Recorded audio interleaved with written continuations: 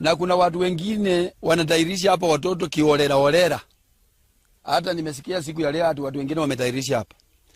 Ninaomba serikali, hata sio serikali, ninaomba administrators, chiefs na masub chief, na wewe bwana chairman, vice chairman na ma chairman wengine, mkisikia mtu ameenda kutairisha hajatoa visu, kama hata huyo mtu tumupeleke kwa chief, tumsimamishe asitairishe mtoto ya mtu mwingine.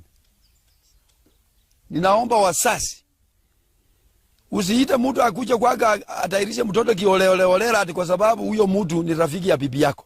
Ninaomba serikali yetu tukue na tata imbayo inahesabu sub county 9 watairishaji.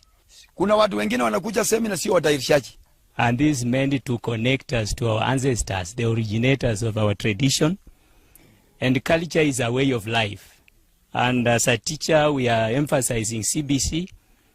And it is good that the government considers to infuse culture in our education system, so that watoto wetu wanapolelewa waelewe mizizi yao, their roots, ili wanapoendelea wasije wakapotea baadaye, kwa sababu